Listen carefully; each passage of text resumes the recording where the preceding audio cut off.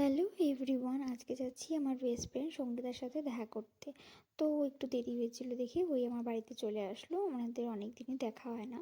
তো তারপরে বেস্টির দোকানে গেলাম, বেস্টি কিনে নিয়ে তারপরে ইনের পার্কে চলে গেলাম। তো ওখানে আমাদের মিট করার কথা ছিল, যাই হোক তারপরে অনেক বছর পরেই আর কি ইনের পার্কে যাওয়া হলো। ওই কলেজের কোনো ফেস্টাস বা ফেয়ারওয়েলের জন্যই আর কি গিয়েছিলাম। তো তারপরে সব কিছু পেতে নিলাম, আর একটা ছোটো মোটো পিকনিকও আর কি হবে। তো তারপরে এই চারিপাশটা একটু ভিডিও করে নিলাম, ভালোই লাগছিলো, চারিদিকটা সবুজের দিকেই তাকাচ্ছিলাম। তো তারপরে একটু গল্প টল্প করে নিয়ে আর এই টয় ট্রেনটার কথা মনে পড়ছিলো, আমার ছোটোবেলায় বাবা মা আমি তিনজনে মিলে গিয়েছিলাম।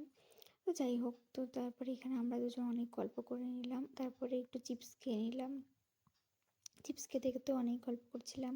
তো তারপরে এখানে কতগুলো সাইড সিন দেখছিলাম আর নিজেদের মধ্যে হাসাহাসি করছিলাম।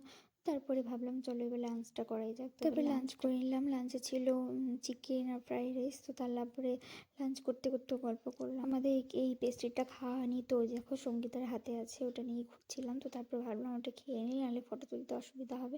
তারপরে অনেক ফটো ভিডিও অনেক ক্লিপ নিয়ে তো আগে তো আমাদের অনেক প্রতিদিনই দেখা হতো কলেজে টিউশনে, তো এখন তো আর দেখাই হয় না।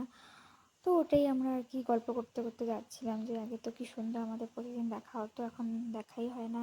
তো সবাই নিজেদের নিজের কাজে ব্যস্ত আর কি।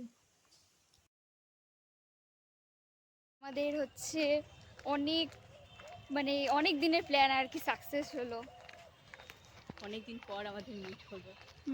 তো দেখলাম ইন্ডিয়ান পার্কে অনেক কিছু নতুন নতুন জিনিস অ্যাড করেছে। তারপরে এখানে দোলনা চড়লাম, আর দোলনা চড়তে ভালোই লাগে, কিন্তু আমার ভীষণ মাথা ঘোরাচ্ছিল পরে। তো তারপরে আর কি বাড়ি আসার টাইম হয়ে গেল।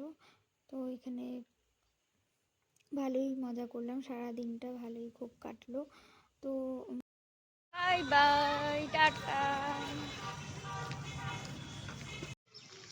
তারপরে আর কি যে যার বাড়ির উদ্দেশ্যে রওনা দিয়ে দিলাম। তো আজকে ব্লগটা এতটুকুই, এটা অনেক